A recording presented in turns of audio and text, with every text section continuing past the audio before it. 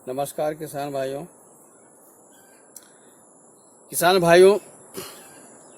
आज फिर मैं आपके लिए आपके आत्मनिर्भरता का मूल मंत्र लेकर के आया हूँ। किसान भाइयों, आप जानते हैं कि अभी जितने भी व्यवस्थाएं हैं आपके लिए, उन व्यवस्थाओं से आपकी आर्थिक स्थिति अभी तक नहीं सुधरी और आने वाला समय भी सुधरने वाला नहीं है। राजनीतिक पार्टियां केवल विरोध करती हैं, विकल्प नहीं देती हैं, क्योंकि उनके पास विकल्प नहीं है। मैं पिछले दिनों आपके गरीबी का कारण भी बताया और उसका विकल्प भी बताया। इसी सीरीज में आज मैं आप लोगों को विकल्प बताने जा रहा हूं। इस विकल्प को अगर आप शुरू से अंत तक ध्यान से सुनेंगे, समझने का कोशिश करेंगे और भविष्य में इसको अगर व्यवहारिक जीवन में उतारने की कोशिश करेंगे, तो किसान भाइयों, आप और आपके बाल बच्चे और आपके आसपास के लोग, कोई भी बेरोजगार नहीं रहेगा, कोई गरीब नहीं रहेगा, सभी स्वावलंबी हो जाएंगे। किसी के आगे हाथ पसारने की जरूरत नहीं पड़ेगा, सरकार से लोन लेने की जरूरत नहीं पड़ेगा। अभी जो किसान भाइयों हमेशा आप इस इंतजार में रहते हैं कि किसान कुछ पैकेज जारी करे आपकी सहायता के लिए, हेल्प के लिए, लेकिन आपका जितने भी किसान से संबंधित योजनाएं आती हैं, सब ऊपर के ही ऊपर खा जाए जाते हैं, आपके पास नहीं के बराबर पहुंचता है।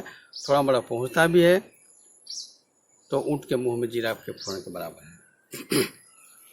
तो किसान भाइयों, हमने कहा था कि समन्वित किसान सहकारी समिति बना करके खेती किया जाए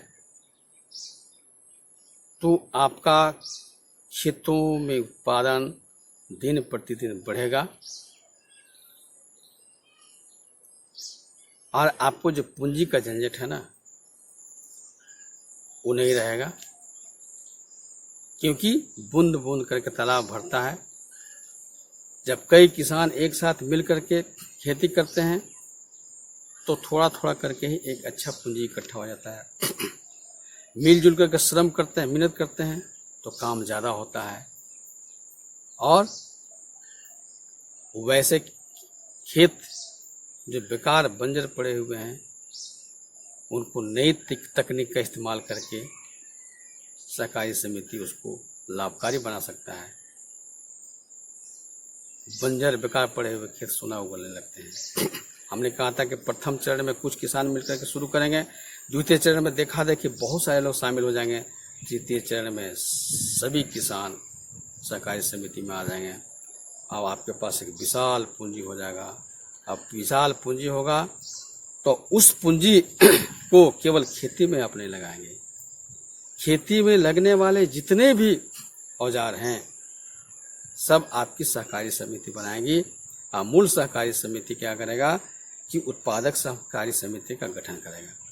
उत्पादक सहकारी समिति कृषि में लगने वाले औजारों के लिए उद्योग धंधे का स्थापना करेगी, कुटीर उद्योग और मध्यम उद्योग। जैसे आप खेती करते हैं, आपको फाल की जरूरत पड़ता है, हल की जरूरत पड़ता है, कुदाल की जरूरत पड़ता है, खाद, बीज, कीटनाशक दवा की जरूरत पड़ता है। इस तरह से बहुत सारी चीज़ें की आपकी जरूरत पड़ता है। अब आप क्या करते हैं कि उसको मार्केट से खरीदते हैं, मल्टीनेशनल कंपनियों से खरीदते हैं, बाजार से खरीदते हैं। अब बहुत सारा पैसा आपको उसमें लग जाता है, रिटर्निंग आपको कुछ नहीं मिलता है। लेकिन आपका समिति जो है सो इनसे संबंधित छोटे छोटे उद्योग लगाएंगे। जैसे पहले था ना कि गांव में, घर में, गांव में लोहार हुआ करता था, जो फाल भी बनाता था, कुदाल भी बनाता था, खुरपी भी बनाता था, गईता भी बनाता था।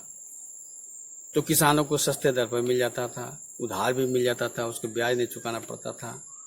लेकिन धीरे धीरे जब ये खत्म हो गया तो अब आपको सारा कुछ व्यापारियों से लेना पड़ता है, सारा कुछ बनिया से लेना पड़ता है, जिसके चलते आप उस महंगाई के दलदल में फंसते जा रहे हैं, गरीबी आपकी बढ़ती जा रही है, आपका इनकम कम, खर्चा ज़्यादा हो रहा है। तो कृषि सहायक उद्योग की स्थापना करेगा और उसमें जो किसान हैं वही उसके मेंबर होंगे। मूल जो कृषि सहकारी समिति होगा, समन्वित सहकारी समिति, उसके सदस्य उसमें शामिल रहेंगे और इसके अलावे भी जो किसान वर्ग के हैं वे लोग उसमें शामिल रहेंगे। अब बाकी जो कृषि नहीं करते हैं वो उस कृषि सहायक उद्योग में मजदूर की तरह काम करेंगे। मजदूर दो तरह के होंगे, एक अस्थायी मजदूर होगा, दूसरा अस्थायी मजदूर होगा। अस्थायी मजदूर को वेतन के अलावे बोनस भी मिलेगा, आमदनी के अनुसार, इनकम के अनुसार, प्रोडक्शन के अनुसार, प्रॉफिट के अनुसार। और जो अस्थायी मजदूर होंगे उनको केवल वेतन मिलेगा। फिर कृषि सहायक उद्योग की स्थापना करेंगे, फिर फसल आपका हो गया। स्वाभाविक है कि मिलजुल कर सहकारी सिस्टम से खेती करेंगे तो प्रोडक्शन तो बढ़ेगा, निश्चय ही बढ़ेगा, क्योंकि सहकारी समिति जितना भी कृषि से संबंधित चीजें हैं उसको कोशिश करेगा अपने उत्पादन। आज रासायनिक खाद, रासायनिक कीटनाशक दवा, बीज के लिए आपको कंपनियों पर आश्रित रहना पड़ता है और कंपनी अपने उत्पाद का जो मूल्य तय करते हैं उसको मजबूरी में आपको देना पड़ता है। लेकिन बंधुओं, जब आपकी सहकारी समिति अपनी होगी तो आपका अपना कृषि विज्ञान केंद्र होगा, आपका अपना उद्योग केंद्र में बीज पैदा होंगे, खाद तैयार होंगे, कीटनाशक दवा तैयार होंगे। और अभी जो रासायनिक खाद बीज का उपयोग हो रहा है, आपकी सहकारी समिति फिर प्रकृति की ओर लौटेगी और ऑर्गेनिक खेती की तरफ आगे बढ़ेंगे, जिसके परिणाम स्वरूप आपका खेत का उर्वरा शक्ति लंबे समय तक चलेगा। तो प्रोडक्शन ज़्यादा हो जाएगा, तब सहकारी समिति, चूँकि आपके पास पूंजी बढ़ जाएंगे, आप अपना भंडारण केंद्र की स्थापना करेंगे और कृषि आधारित उद्योग की स्थापना करेंगे अपने क्षेत्र में। जैसे धान पैदा हुआ, अभी मजबूरी में आपके पास भंडारण की सुविधा नहीं है, आपके पास कर्ज को भरने के लिए पैसे नहीं है, इसलिए आप क्या करते हैं, धान को बेच देते हैं। लेकिन सहकारी समिति क्या करेगी, कृषि आधारित उद्योग, सहकारी कृषि आधारित उद्योग की स्थापना करेगी। वहां आपका धान से चावल तैयार होगा, धान के भूसी से तेल तैयार होगा और आप अपने उपभोग करेंगे, अब बचेगा उसको बेचेंगे। उचित मूल्य निर्धारण करने का अधिकार आपका होगा। अभी किसान भाइयों, आपके जो प्रोडक्ट हैं, आपके जो कृषि उत्पाद हैं, उसका मूल्य आप तय नहीं करते हैं, तय करती है सरकारें, जबकि तय करने का अधिकार आपको होना चाहिए।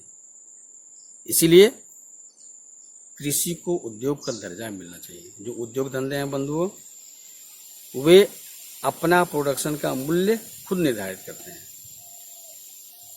और सरकार बीच बीच में उनको भारी भरकम मदद भी देती है, लेकिन आपको कोई पूछने वाला नहीं। जबकि आप अन्नदाता हैं, आपके अन्न के बिना बगैर न राजा जीवित रह सकता है, न रंक जीवित कर रह सकता है। सबको अन्न चाहिए। अन्न का महत्व इतना ज्यादा है, इसके बावजूद भी आपके साथ सौतेला व्यवहार किया जाता है। तो कृषि आधारित उद्योग में आप ऐसा करेंगे। मान लीजिए आलू, किसी में आलू पैदा हो जाता है, आलू को भंडारण कर लेंगे, आलू का चिप्स तैयार करेगा आपका उद्योग, कृषि आधारित जो उद्योग होगा। आलू से संबंधित और कुछ तैयार होगा। आम है, आम के सीजन में अब उसको भंडारण कर लेंगे। आप जो कृषि आधारित उद्योग होगा वो आम का अचार लगाएगा, आपका सॉस बनाएगा। इसी तरह से आम के बहुत सारे हैं। उसी तरह से आपका गेहूं है, गेहूं का आटा आपका जो कृषि आधारित उद्योग होगा, जो सहकारी समिति संचालन करेगा, वो खुद तैयार करेगा। पापड़ खुद तैयार करेगा। टमाटर सीजन में बर्बाद हो जाता है, कोई ₹1 2 भी नहीं खरीदता है, उसके लिए सॉस फैक्ट्री लगाएंगे। तो इस तरह से आपके कृषि उत्पाद से संबंधित उद्योग लगाए जाएंगे, आप लगाओगे और आप उसको अपने उपभोग करके जो बचेगा उसको बेचोगे, और उससे जो मुनाफा आएगा वो जो कृषि सहकारी समिति के जो सदस्य हैं उनमें रेशनली डिस्ट्रीब्यूट किया जाएगा, माने उनके शेयर के अनुपात में बांटा जाएगा। शेयर के बारे में किसान भाइयों में पहले ही बोला था कि शेयर जो होगा वो किसानों का होगा, और एक निश्चित सीमा से बेसी कोई भी किसान शेयर नहीं खरीद सकता, क्योंकि अगर अनलिमिट किसी को खरीदने का होगा तो अभी भी कुछ ऐसे 1% किसान हैं जिनके पास काफ़ी पूंजी है, तो अधिक मात्रा में वो खरीद लेंगे तो फिर वो अनावश्यक प्रभाव डालेंगे, फिर पूंजीपतियों का घुसपैठ हो जाएगा। इसलिए एक निश्चित सीमा से बेसी किसी को नहीं मिलेगा, और शेयर का हस्तांतरण बिना सहकारी समिति के परमिशन के नहीं किया जा सकता है। और शेयर पर अधिकार उसका जो वारिस होगा उसका होगा, अगर वारिस नहीं होगा तो सहकारी समिति तय करेगी, उसके सबसे नज़दीकी जो है उसको दिया जाए, लेकिन उसको सहकारी समिति का सदस्य बनना पड़ेगा। मैंने कुल मिलाकर सहकारी समिति का सदस्य नहीं होगा, उसको पूंजी इन्वेस्ट करने का कोई अधिकार नहीं होगा। तीसरा उद्योग की स्थापना करेंगे किसान भाइयों, गैर कृषि आधारित उद्योग। देखो अभी क्या है कि किसान भाइयों आपके आसपास में नदी है, नदी में बालू है, पत्थर है, चूना पत्थर है, इसको सरकार कृषि में नहीं मानती है। भाई आपके बगल में नदी है, आपके खेत का नुकसान हो रहा है, उस नदी के बालू पर आपका अधिकार होना चाहिए, आपके खेत में पत्थर है उस पर अधिकार आपका होना चाहिए। तो इसको बोलते हैं गैर कृषि आधारित उद्योग। तो गैर कृषि आधारित उद्योग भी आप किसान भाई, आपका जो समन्वित सहकारी समिति होगा, उसका जो उप समिति होगा उत्पादन सहकारी समिति, वो गैर कृषि आधारित उद्योग भी लगाएगा। जैसे पत्थर से गिट्टी तैयार करना, बालू का उत्पादन करना, उसी तरह से चूना पत्थर है, सफेद पत्थर है, तो इस गैर कृषि। तो जब 3 तरह के उद्योग किसान भाइयों आपका मूल कृषि क्षेत्र के आसपास में जब 3 तरह के उद्योग आपका कृषि उत्पादन सहकारी समिति लगावेगा तो सोच सकते हैं कोई भी बेरोजगार नहीं रहेगा। इसलिए प्रौद्ध प्रणेता श्री प्रभात रंजन सरकार कहते हैं कि अगर इसको किसान भाई लोग संगठित होकर के दृढ़ संकल्प होकर के अपना लेते हैं तो 80% बेरोजगारी केवल कृषि क्षेत्र से दूर हो जाएगा। अब एक बात और बंधुओं, कि जो सहकारी समिति होगी, मूल सहकारी समिति, ये लोग उपभोक्ता सहकारी समिति का भी गठन करेंगे, क्योंकि जो भी माल का उत्पादन होगा, चाहे सहायक उद्योग से या कृषि आधारित उद्योग से या मूल कृषि से उत्पादन होगा, उसको उपभोक्ताओं तक पहुंचाने का भी जिम्मेवारी किसी की होना चाहिए।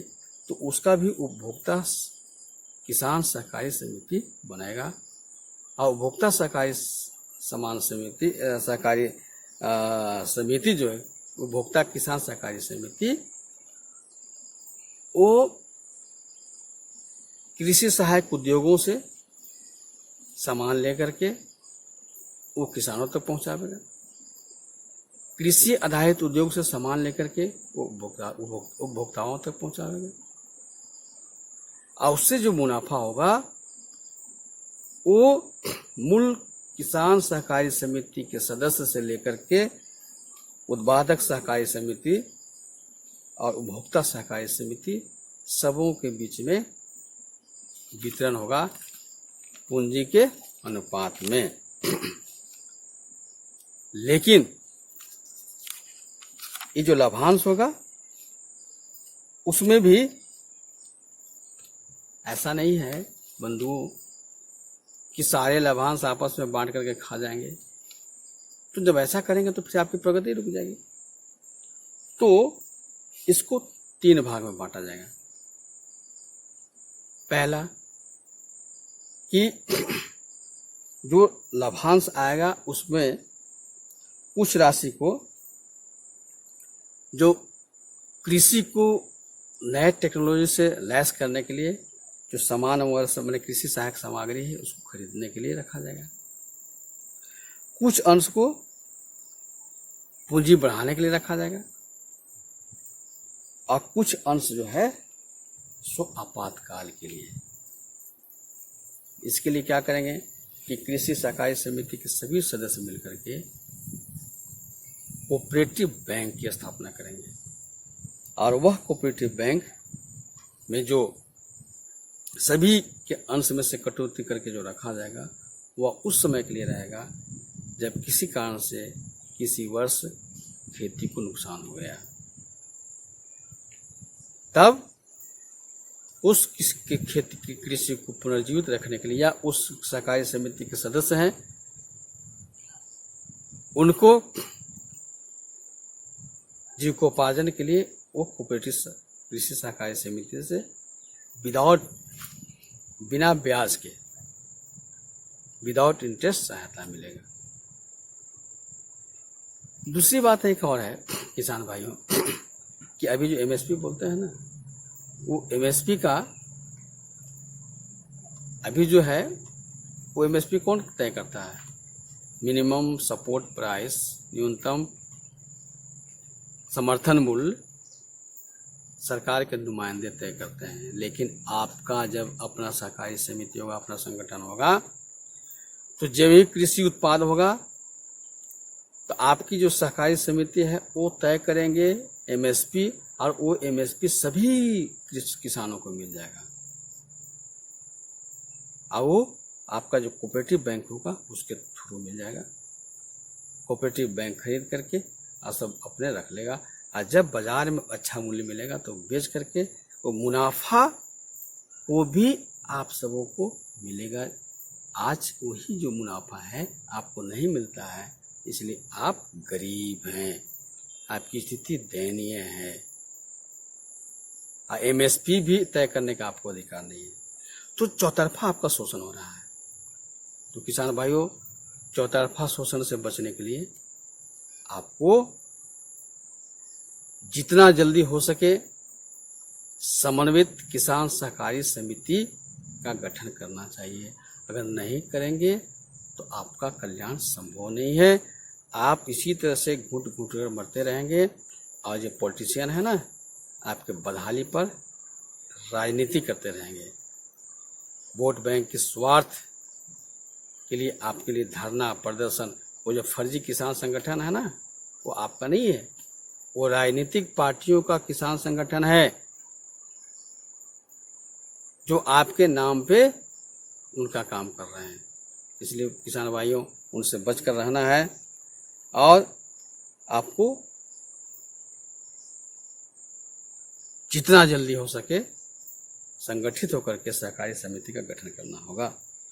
एक चीज और है किसान भाइयों, अब सवाल उठता है कि किसान सहकारी समिति बन जाएगा तो क्या गारंटी कि उसका शोषण नहीं होगा?